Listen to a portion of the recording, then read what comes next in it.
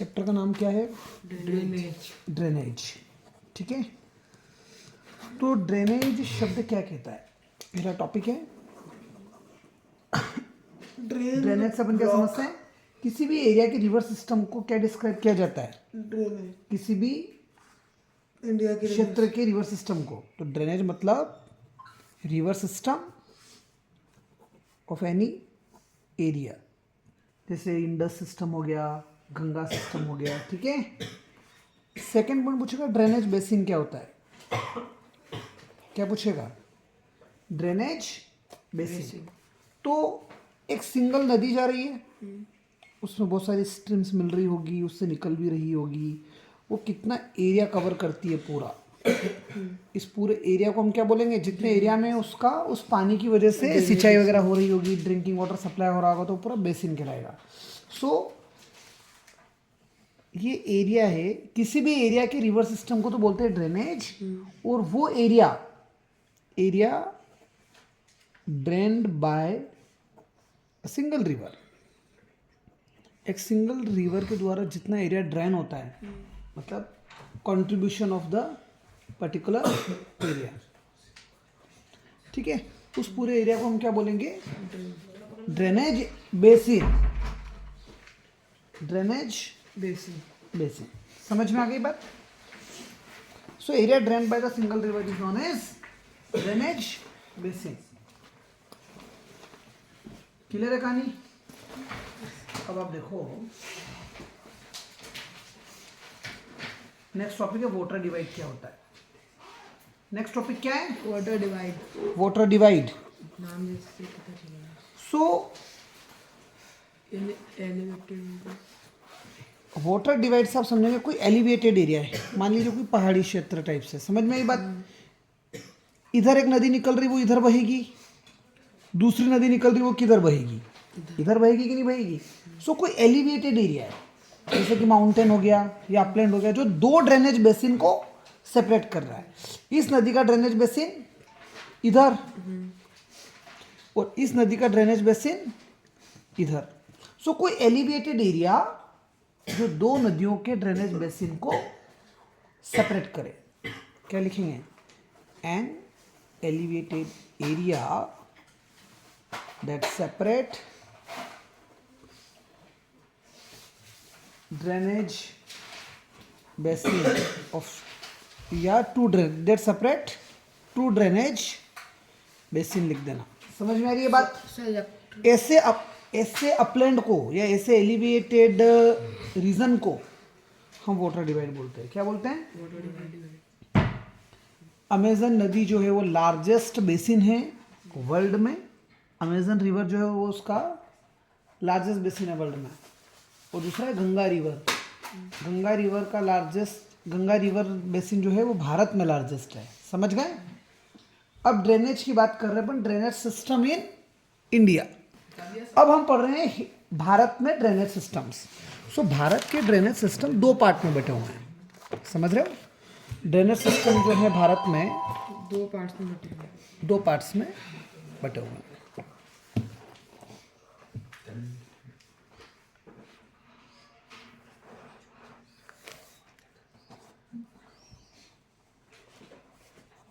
Drainage system in India वो दो part में बटा हुआ है। एक कौन सा? हिमालयन। एक तो नदियाँ कहाँ पर होगी? हिमालयाज में। और दूसरी पेनिनसुलर रिवर,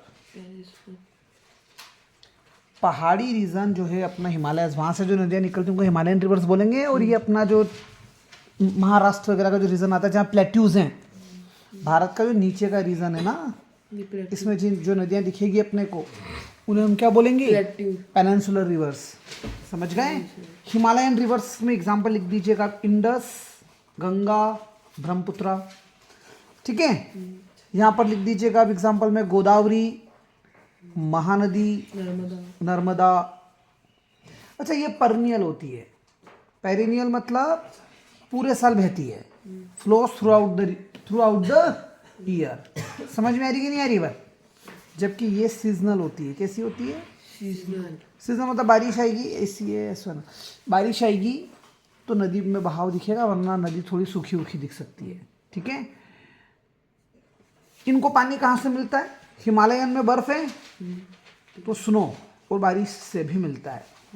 इनको सिर्फ बारिश से मिलता है, इनको सिर्फ बारिश से। ये लॉन्ग कोर्स होता है इनका, लंबी होती है ये। इनका जो कोर्स है इनके कंपैरिजन शॉर्ट कोर्स होता है।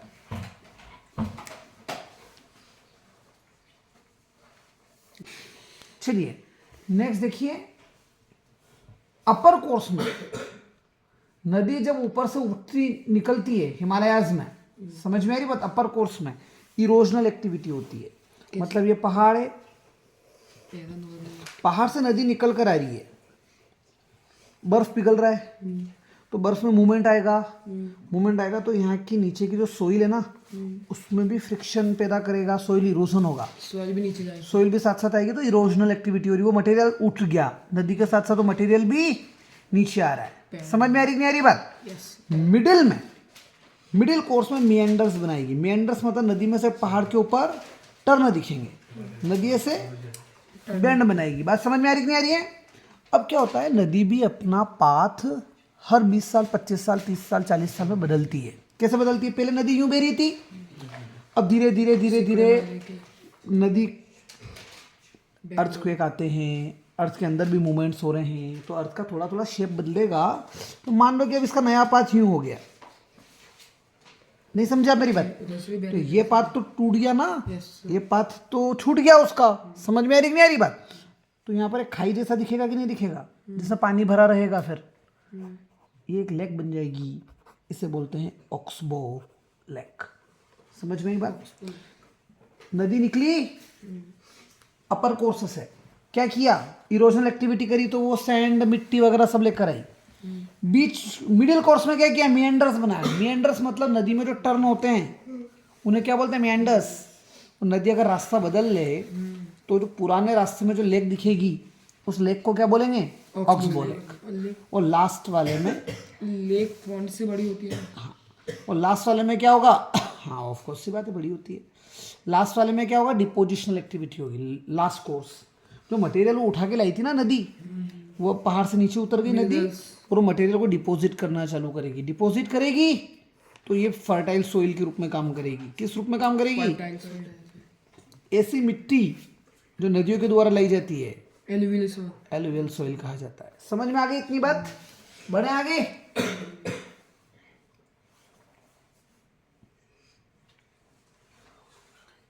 तो ये था आपका हिमालयन रिवर्स के बारे में एक बेसिक डिस्क्रिप्शन। पर पेनिनसुलर रिवर्स के बारे में हम लिख चुके हैं। एग्जाम्पल में क्या लिखा? गंगा ब्रह्मपुत्र लिख दिया। सीजनल नेचर में होती है, बारिश से ही इनको पानी मिलता है। ठीक है, कहाँ से ओरिजिनेट होती है ये? इनका ओरिजिन कहाँ है? हिमालयाज में। इनका ओरिजिन कहाँ है? जबकि इनका ओरिजिन कहाँ है? सेंट्रल हाईलैंड कहते हैं, वही पेनिनसुलर प्लेट्यू को उसका एक पार्ट है। पेनिनसुलर प्लेट्यू का एक पार्ट है जिसको बोलते हैं सेंट्रल हाईलैंड। समझ में आ रही कि नहीं आ रही है बात? मोस्ट रिवर्स जो है पेनिनसुलर वाली, वो नदी आ रही है, वो बे ऑफ बंगाल में मिल जाएगी। कहाँ मिलेगी? बे ऑफ बंगाल। समझ में आ रही कि नहीं आ रही बात? तो बहुत सारी नदियाँ जो है पेनिनसुलर वाली वो फ्लो होगी और किस में जाकर मिल जाएगी? हाँ, बे ऑफ बंगाल में। कहानी समझ में आई इतनी? हम नेक्स्ट टॉपिक पढ़ रहे हैं 5वां, ड्रेनेज पैटर्न। क्या पढ़ा जा रहा है? Drainage pattern. So drainage pattern का पहला टाइप है डेंड्राइटिक। तो ड्रेनेज पैटर्न की बात कर रहे हैं। ड्रेनेज पैटर्न में पहला है डेंड्राइटिक पैटर्न्स। क्या बात कर रहे हैं बन? Dendritic pattern. डेंड्राइटिक पैटर्न में क्या होगा? एक नदी जो है, एक नदी जा रही है, उसमें बहुत सारी छोटी छोटी नदियां आकर मिलती है। नहीं समझ में आ रही है बात? बहुत सारी छोटी छोटी नदियां आके मिलेगी ना, इन छोटी छोटी नदियों को कहा जाता है ट्राइब्यूटरीज। क्या कहा जाता है? ट्राइब्यूटरीज। और ट्राइब्यूटरीज जो हैं ये पैटर्न जिससे आपको कैसे दिखेगा? Branches of tree. Branches of tree. ये मेन रिवर जा रही है, मेन रिवर को जब आप दूसरी नदियां ज्वाइन करें, मेन रिवर्स को जब दूसरी छोटी मोटी नदियां ज्वाइन करें और स्ट्रक्चर ट्री जैसा दिखे, ट्री की ब्रांचेस जैसा, तो ऐसा ड्रेनेज पैटर्न क्या कहलाएगा? डेंड्राइटिक। समझ में आई बात? नेक्स्ट है ट्रेलीज। कैसा है? ट्रेलीज पैटर्न। इसमें क्या होता है? रिवर कोई जा रही है, अब मान ली कोई भी नदी इसको ज्वाइन करेगी ना, तो अप्रोक्सीमेटली 90 डिग्री पर। 90 हाँ। सो हियर रिवर जो ज्वाइन करती है, river join by tributaries approximately 90 degree. Exact 90 degree तो नहीं कह सकते, बट अप्रोक्सीमेटली हमें ऐसा महसूस होगा कि ये 90 डिग्री है। तो रिवर जब ज्वाइन करे, ट्राइब्यूटरीज जब ज्वाइन करे मेन रिवर को, तो हमें कैसा महसूस होगा? 90 क्यों 90 डिग्री पे ज्वाइन कर रही है। क्लियर है कहानी? इसके बाद है रेक्टेंगुलर पैटर्न। इसके बाद है रेक्टेंगुलर पैटर्न। 4 तरह के पैटर्न पढ़ रहे हैं, तीसरा आ गया रेक्टेंगुलर पैटर्न। मेन स्ट्रीम और उनकी ट्राइब्यूटरीज हैं, उनमें राइट एंगल बेंड्स दिखेंगे आपको। ये नदी है, ये मेन नदी खुद इस तरह से अपने को बहती हुई नजर आ रही है। समझ रहे हो आप मेरी बात? तो ऐसे ऐसा अप्रोक्सीमेटली 90 डिग्री के बेंड्स है कि नहीं है? और इनमें जो ट्राइब्यूटरियाँ ज्वाइन करेगी, जैसे एक ट्राइब्यूटरी ज्वाइन कर रही है, समझ रहे हो, दूसरी ट्राइब्यूटरीज ज्वाइन कर रही है, तो पैटर्न कैसा हो गया? 90 डिग्री वाला पैटर्न हो रहा है ना सब जगह। पहले खाली ट्राइब्यूटरीज 90 डिग्री पे ज्वाइन कर रही थी, अब नदी में बेंड भी 90 डिग्री वाले आ रहा है अप्रोक्सीमेटली। नहीं समझ में आई बात? नदी में जो बेंड है वो राइट एंगल पे है, तब जो पैटर्न बनेगा वो रेक्टेंगुलर पैटर्न बनेगा। और लास्ट पैटर्न है रेडियल पैटर्न। कैसा pattern? Radial pattern. Radial pattern में ये होता है कि stream flow in different direction from the central peak. एक पहाड़ी टाइप रीजन है, एक नदी इधर उतरती हुई नजर आएगी, एक सामने उतरती हुई नजर आएगी। सो किसी हाईलैंड से, किसी पहाड़ से आपको डिफरेंट दिशाओं में पानी बहता हुआ नजर आए नदियों का, ऐसा पैटर्न कहलाता है रेडियल पैटर्न। ऐसा पैटर्न क्या कहलाता है? Radial pattern. अब हम पढ़ रहे हैं हिमालयन रिवर्स। समझ में आई बात? क्या पढ़ा जाएगा? Himalayan river. Himalayan reverse. Himalayan reverse में भी सबसे पहला डायरेक्टली मैं लिख रहा हूं Indus river system. So Indus river system की बात हो रही। समझ में आई बात? ये रिवर निकलती कहां से? लेक मानसरोवर से निकलती है, तिब्बत में। अब देखना, तिब्बत नेपाल में। हाँ, तिब्बत नेपाल में नहीं, तिब्बत चाइना ने कब्जा कर रखा है, चाइना में आ गया वो।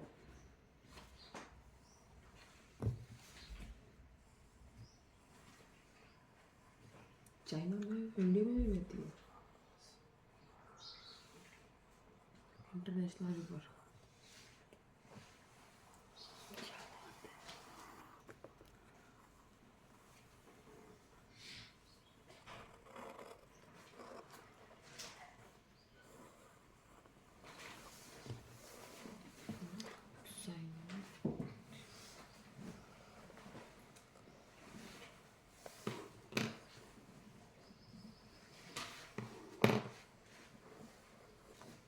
थोड़ा सा वो यहाँ से स्ट्रक्चर, ठीक है। अब यहाँ पर कहीं ना कहीं लेक मानसरोवर है। क्या है? लेक मानसरोवर। लेक मानसरोवर।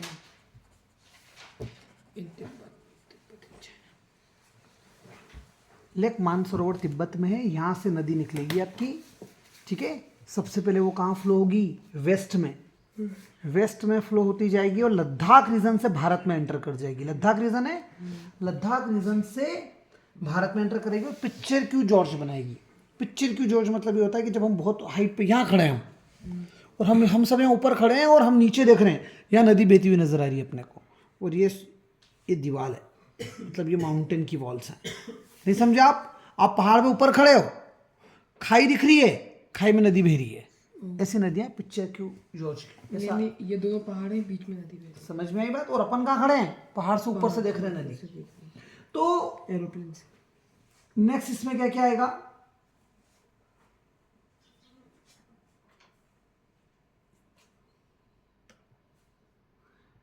जस्कार, नुब्रा, शियोक, हुंजा, ये इसकी ट्राइब्यूटरीज हैं। इसको और भी नदियां ज्वाइन कर रही होगी, मान लो छोटी मोटी नदियां कोई ज्वाइन कर रही है, तो इनका नाम क्या है ट्राइब्यूटरीज का? जस्कार, हाँ जास्कर, नुब्रा, श्योक, श्योक हंजा, एंड हुंजा। हुंजा समझ में, ये इसके ट्राइब्यूटरीज हैं।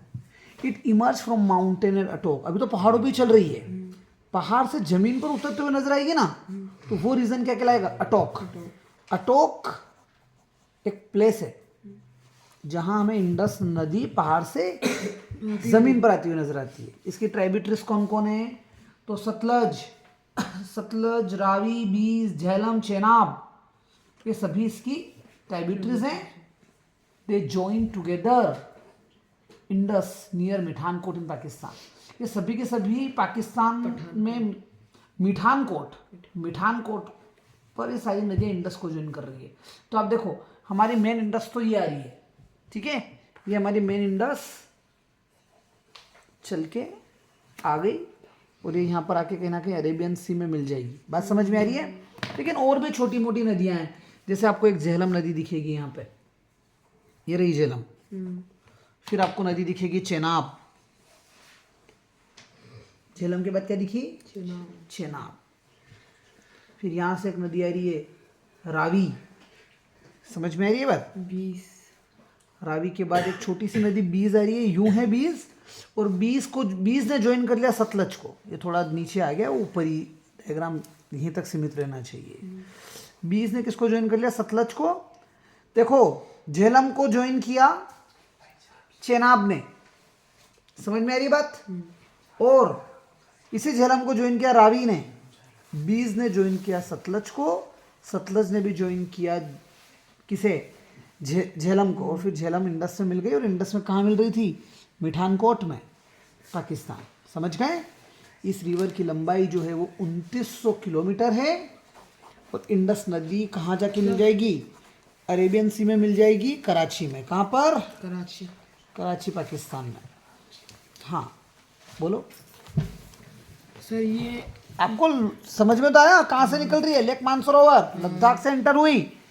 कौन कौन सी ट्राइब्यूटरीज है इंडस की? जस्कार, नुब्रा, श्योक, हुंजा। पहाड़ से नीचे कहाँ उतरेगी? अटोक में। ये हरे कलर की इंडस है। इंडस है। फिर झेलम है, चेनाब है, रावी है, बीज है, सतलज है। बीज सतलज को ज्वाइन करती है, सतलज झेलम को ज्वाइन करती है, झेलम इंडस को ज्वाइन करती है। बाकी सारी नदियाँ भी झेलम को ज्वाइन कर रही है। 2900 किलोमीटर इसकी लेंथ है, अरेबियन सी में मिलती है। अब बोलो आप क्या बोल रहे हो? तो ये जो 29 किलोमीटर की लेंथ है, 29 हाँ, वो पूरी भारत में नहीं है, वो टोटल लेंथ है।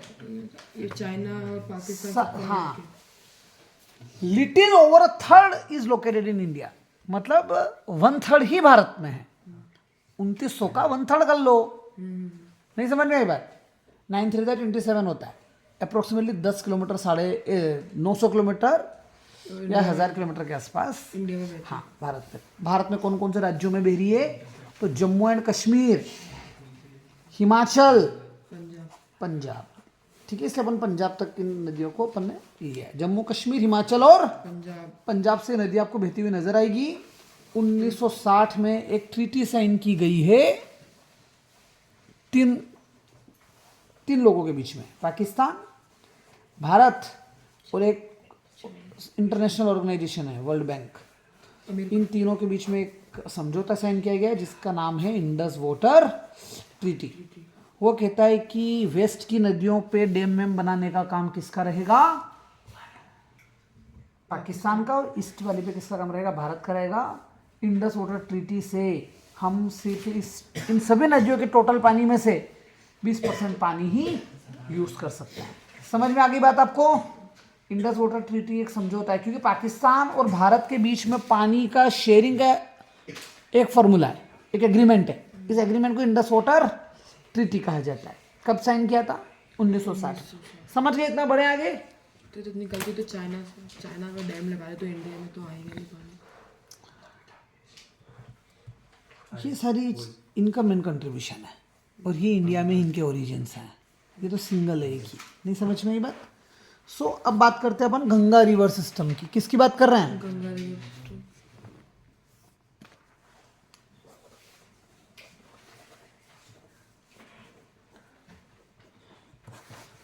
तो गंगा रिवर सिस्टम के लिए आप पहले इसका डायग्राम देखो, फिर आते हैं मेन इसके कंटेंट पर।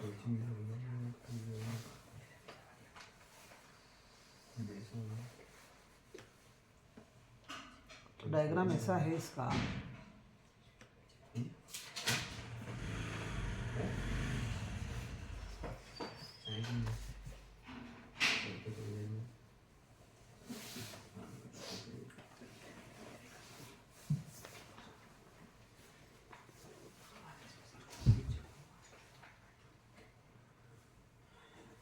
ठीक है। अपने को मेन गंगा बनानी है तो पूरा इंडिया का मैप बनाना ज़रूरी नहीं है। देखिए ये आपकी यहाँ पर पहाड़ों से दो नदियाँ उतरती हुई नजर आएगी आपको, थोड़ा सा शेप ऐसा हो गया है, दो नदियाँ उतरती हुई नजर आएगी।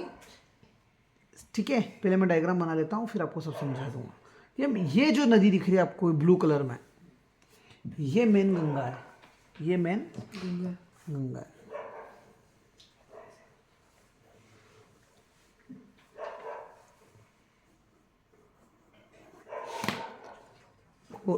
गंगा जैसे ही वेस्ट बंगाल में आती है, वेस्ट बंगाल में आती है तो दो भाग में बढ़ जाती है। एक भाग उसका बांग्लादेश में एंटर होता है और एक भाग उसका बे ऑफ बंगाल में जाके मिल जाता है। नहीं समझे आप मेरी बात? तो ब्लू कलर की रिवर तो हो गई मेन रिवर। इधर से लेक मानसरोवर पड़ा था पिछले केस में, वहां से इधर इंडस निकल रही थी। इसी के पास में से उल्टी दिशा में ब्रह्मपुत्रा नदी निकलती है। कौन सी नदी निकलती है? ब्रह्मपुत्रा। ये आ रही है हरे कलर की, बांग्लादेश में जाकर ये भी किससे मिल जाएगी? गंगा से। इतना समझ में आ गया? हरे कलर की नदी कौन सी है? ब्रह्मपुत्र। ठीक है, इसके बाद हम बना रहे हैं बाकी और छोटी मोटी नदियां जो गंगा को ज्वाइन कर रही है।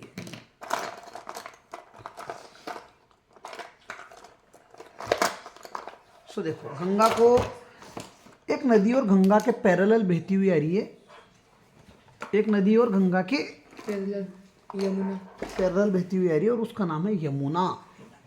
ये नदी आपको इस तरह से दिखेगी यमुना, और ये यहाँ कहीं आके गंगा में मिल जाती है, मिल गई। यमुना को और कौन कौन सी नदियां ज्वाइन कर रही है आप देखो, चंबल, बेतवा, केन, सोन गंगा को कर रही है ज्वाइन, सोन यमुना को नहीं कर रही है। ये कौन सी ऑरेंज कलर वाली? यमुना।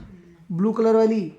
ये ग्रीन ब्रह्मपुत्र। चंबल, बेतवा, कैन, सोन। चंबल, बेतवा, कैन, सोन, यमुना, गंगा, ब्रह्मपुत्र। समझ गए? गंगा को इधर से कौन ज्वाइन कर रही है? घाघर। कौन ज्वाइन कर रही है? घाघर। घाघर के आगे एक नदी और दिखेगी आपको, गंडक। थोड़े है ना, ये जगह छोटी पड़ रही है इसलिए थोड़ा मैनेज करना। और एक नदी और कहीं इधर नेपाल से आती हुई नजर आ रही है, कोशी। क्या है? कोशी। सो ये है घाघर, गंडक, कोशी एंड कोशी। समझ गए आप इतनी बात? ये पूरा डायग्राम बन गया, इसका डिस्क्रिप्शन लिख लेते हैं।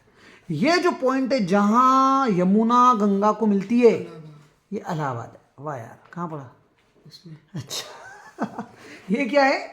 इलाहाबाद। अच्छा, जो नदी यहाँ भारत में दो भागों में बढ़ गई थी बांग्लादेश में, इस नदी का नाम बांग्लादेश में पड़ जाता है हुगली। क्या पड़ जाता है? हुगली फाइनली कहाँ जाके मिल गई? बे ऑफ बंगाल में जाके मिल गई। लेकिन एक पार्ट गंगा का कहाँ चला गया? बांग्लादेश में, जो ब्रह्मपुत्रा से मिल रहा है। समझ गए? सो अब इसका एक डिस्क्रिप्शन ले लेते हैं। समझ में आई कि नहीं आई पिक्चर? बहुत ही प्यारा चैप्टर है। गंगा कहाँ से ओरिजिनेट होती है? तो गंगा ओरिजिनेट हो रही है भगीरथी ग्लेशियर से। सुनना मेरी बात, भगीरथी नदी निकल रही है यहाँ से। कौन सी नदी निकल रही है? भगीरथी। From Gangotri glacier. यहाँ जो पहाड़ी इलाका होगा, जो बर्फीला इलाका होगा, उसका नाम क्या है? गंगोत्री ग्लेशियर। गंगोत्री ग्लेशियर से क्या निकला? भगीरथी निकली। भगीरथी को किसने ज्वाइन किया? अलकनंदा। इधर से कौन सी आ रही है नदी? अलकनंदा। दोनों भगीरथी और अलकनंदा दो अलग अलग नदियां हैं, दोनों मिलती है देवप्रयाग में। कहां पर? देवप्रयाग। इस जगह का नाम क्या है? देवप्रयाग। कौन से राज्य में आता है? उत्तराखंड। देवप्रयाग आगे आती है तो गंगा बन जाती है। जैसे पहाड़ से नीचे उतरती है तो हरिद्वार में नदी का नाम क्या पड़ जाता है? संगम हो जाता है। तो हरिद्वार में इसका नाम गंगा हो जाता है। ये पहाड़ से प्लेन रीजन में आ गई, अब नीचे बह रही है। गंगा की ट्राइब्यूटरी कौन है? यमुना, घाघर, गंडक, कोशी। यमुना, घाघर, गंडक, कोशी मेन ट्राइब्यूटरी होगी, लेकिन यमुना के भी ट्राइब्यूटरीज हैं। कौन कौन? चंबल बेतवा। अच्छा, यमुना का जो ओरिजिनेशन हो रहा है, समझ रहे हो आप? यमुना का भी तो कोई इनिशिएशन पॉइंट होगा। इसका नाम है बंदरपुच यमुनोत्री ग्लेशियर। क्या नाम है? यमुनोत्री। बंदरपुच पहाड़ी रीजन है जहां पर यमुनोत्री ग्लेशियर है। वहां से क्या निकली? यमुना निकली।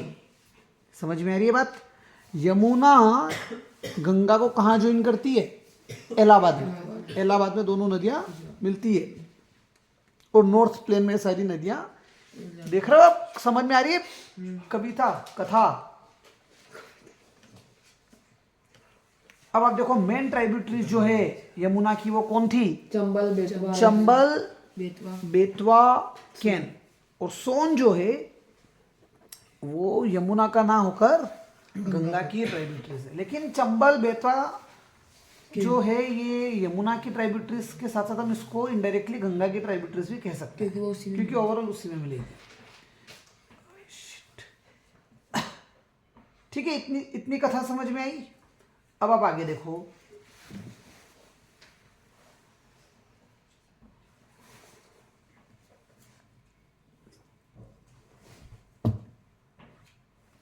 तो ये जो पॉइंट था जहां पर गंगा नदी दो पार्ट में बट गई, एक पार्ट तो क्या हो गया? हुगली। हुगली। समझ में आया? तो जहां रिवर गंगा बिफरकेट होती है, बिफरकेट होना मतलब दो भाग में बटना। ये राज्य कौन सा है? वेस्ट बंगाल। एक नदी तो हो जाएगी भगीरथी, एक नदी तो क्या हो जाएगी? भगीरथी। समझ में आई बात? जो फ्लो करेगी भगीरथी या हुगली नदी जो है वो फ्लो करके कहाँ पर आ जाएगी? बे ऑफ बंगाल में। और दूसरा जो पार्ट है गंगा का, जो मेन स्ट्रीम है, वो कहाँ चली गई? बांग्लादेश में चली गई। बांग्लादेश में उससे कौन मिल गया? ब्रह्मपुत्र। अब ये नई नदी आ गई, इससे दोनों का पानी है। इस नई नदी में ये जो पिंक कलर में रिवर है, ये गंगा और ब्रह्मपुत्र दोनों का कॉम्बिनेशन है और इसे कहा जाता है मेघना। क्या कहा जाता है? क्या कहा जाता है? मेघना। एक चीज और बता दूं मैं, ब्रह्मपुत्र भी पढ़ेंगे अपन। ब्रह्मपुत्र यहाँ तिब्बत रीजन में तो कहलाती है सांगपो। क्या कहलाती है? सांगपो। जैसे अरुणाचल प्रदेश में यू टर्न लेके भारत में एंटर होगी, दिहांग। थोड़ी आगे आके कहलाती है दिबांग। जैसे ही वो असम में आती है ना, यहाँ पर आसाम में, तब कहलाती है ब्रह्मपुत्र। और बांग्लादेश की बांग्लादेश में आ जाए ब्रह्मपुत्र तो जमुना। जमुना, यमुना नहीं, जमुना। और जमुना नदी मतलब ब्रह्मपुत्र ही है। वो जो गंगा को ज्वाइन कर ले तो मेघना। ब्रह्मपुत्र के कितने नाम है देखो आप? सांगपो, दिहांग, दिबांग, ब्रह्मपुत्र खुद एक नाम है, जमुना, और फिर गंगा को ज्वाइन कर मेघना। समझ गए? ये आएंगे क्वेश्चन। सुनिए, मैं इसीलिए मैं सारी से ले रहा हूँ। अब ये देखो मेघना नाम किससे पड़ा? जब ब्रह्मपुत्र की जगह में जमुना बोल दो। जमुना जब गंगा में मिलती है तो क्या बात बनती है? मेघना। अच्छा, ये जो नदी है डेल्टा बनाती है। क्या बनाती है? डेल्टा। जब ये समुद्र में मिलेगी तो इस तरह से ट्रायंगुलर शेप बना लेगी। कोई भी नदी जब ओशन में मिले उससे पहले वो इस तरह से बहुत सारी छोटी छोटी ट्राइब्यूटरीज में बढ़ जाए और ट्रायंगुलर शेप बने। ऐसे ट्रायंगुलर शेप को कहा जाता है डेल्टा। और ये सुंदरबन डेल्टा है। सुंदरबन नाम इसलिए है क्योंकि यहाँ पर जो फॉरेस्ट है वो सुंदर के उसमें जो ट्रीज हैं वो सुंदरी ट्रीज हैं। कैसी ट्रीज हैं? सुंदरी ट्रीज। और दलदल भी है। समझ में आ रही है बात? सो वर्ल्ड का लार्जेस्ट ग्रोइंग डेल्टा है। कैसा डेल्टा है? और यहाँ पर जो टाइगर पाए जाते हैं वो रॉयल बंगाल टाइगर कहलाते हैं। लंबाई कितनी है? लेंथ कितनी है? 2500 किलोमीटर इसकी लंबाई है। यहाँ पर कोई रीजन होगा अंबाला, थोड़ा सा कोई पहाड़ी रीजन है। अंबाला। समझ में आई बात? अंबाला। अंबाला रीजन क्या करता है? वाटर डिवाइड का काम करता है। अंबाला की वजह से गंगा वाटर बेसिन इधर, इंडस वाटर बेसिन इधर। हमने वाटर डिवाइड पढ़ा था। एक एलिवेटेड एरिया होता है जो दो ड्रेनेज बेसिन को सेपरेट करता है। Yes sir.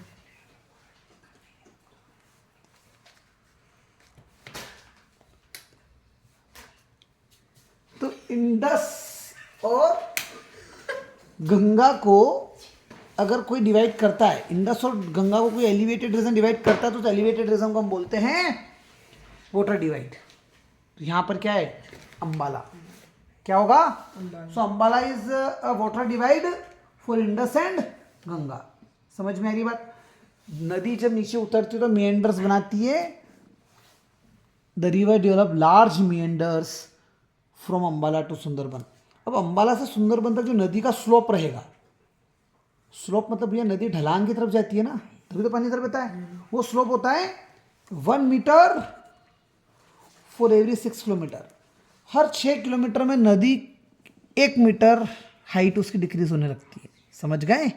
हर 6 किलोमीटर पर। अभी नदी मान लीजिए अपन जो बैठे हैं, टेबल की हाइट 1 मीटर है, ये टेबल 1 मीटर पे है। 6 किलोमीटर के बाद में नदी अपने को 6 मीटर 1 मीटर नीचे दिखेगी। समझ में आ रही है बात?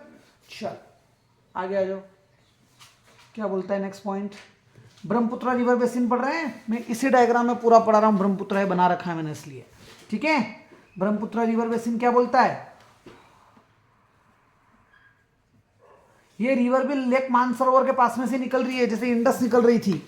इंडस किधर निकल रही थी? यूं जा रही थी, और ये इधर इधर क्या आ गई? ब्रह्मपुत्र। इंडस से लॉन्गर है। इंडस की लंबाई कितनी थी? 2900। गंगा की कितनी है? इंडस की 2900 है, ये गंगा है। गंगा की कितनी है? 2500। और इंडस से भी लंबी है कौन? ब्रह्मपुत्र। इसका मेन कोर्स तो आउटसाइड ऑफ इंडिया, भारत से बाहर ही दिखेगा अपने को।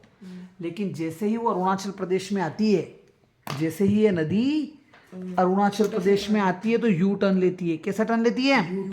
ये अरुणाचल प्रदेश में जो रीजन है जहाँ यू टर्न ले रही है, इसका नामचा बारवा। नदी का नाम दिहांगे, रीजन का नाम क्या है? नामचा बारवा। नामचा बारवा से यू टर्न लेगी और नदी का नाम क्या पड़ जाएगा? दिहांग। धीरे धीरे इसको लोहित नदी ज्वाइन करती है आगे। कौन सी नदी ज्वाइन करती है? लोहित। तो इसका नाम पड़ जाता है दिबांग। थोड़ा और आगे आता है तो असम में इसका नाम पड़ जाता है ब्रह्मपुत्र। असम में इसका नाम क्या पड़ जाता है? ब्रह्मपुत्र। और इसको सांगपो बोलते थे तिब्बत में, सांगपो। और बांग्लादेश में जमुना। बांग्लादेश में इसको क्या बोलेंगे? जमुना। सो सांगपो, दिहांग, दिहांग को लोहित ने ज्वाइन किया, दिबांग। असम में आया तो ब्रह्मपुत्र, बांग्लादेश में एंटर तो जमुना, और फाइनली गंगा से मिली तो मेघना। समझ गए? कोल्ड और ड्राई एरिया की वजह से पानी कम होता है इसमें। लेकिन यहाँ मेघालय है, और आपको मैं पढ़ा चुका हूँ एक कहीं क्लाइमेट वगैरह में, मेघालय में मौसेंद्रम। मेघालय मौसेंद्रम रीजन जो है जहाँ वर्ल्ड की हाईएस्ट रेनफॉल होती है, इसकी वजह से इस नदी में बहुत ज़्यादा मात्रा में पानी भी होता है, और ब्रेडेड चैनल्स बनती है। मतलब ये नदी है ना, कहीं कहीं पर बहुत ज़्यादा वाइड हो जाती है। कहीं ज़्यादा वाइड होने की वजह से बीच में आपको आइलैंड मिलेगा। तो वर्ल्ड का largest river island Majuli. Majuli island, ठीक है। सो ये कौन सा रिवर आइलैंड है? माजुली, जो ब्रह्मपुत्र के किनारे है। कौन सी नदी के बीच में है माजुली? माजुली क्या है? माजुली एक आइलैंड है, हाँ। सबसे बड़ा आइलैंड। कौन सी नदी के बीच में है? सी के बीच में है। बहुत बढ़िया, शानदार। ये है ब्रह्मपुत्र नदी। कैसी नदी? इसके बीच में है। और सर कौन सी नदी के बीच में? ब्रह्मपुत्र। कौन सा आइलैंड है? आइलैंड का नाम बताओ। माजुली। सर जी, ठीक सर है। जी, इस हाँ। पे कोई जानवर, इसमें नेशनल पार्क भी है ना? असम के नेशनल पार्क। और सर ये कोई पार्क नहीं था, मतलब इसको एक आदमी ने बनाया ना, इसे एनिमल्स पाला, और इस पे मतलब हरियाली भी नहीं थी, सूखा सूखा आइलैंड था, उस पे पेड़ पौधे लगाए, चिड़िया लाए, सही बात। हाथी लाए, पढ़ा था मैंने। ठीक है, तो इतनी पिक्चर हो गई। अब आगे देखते हैं।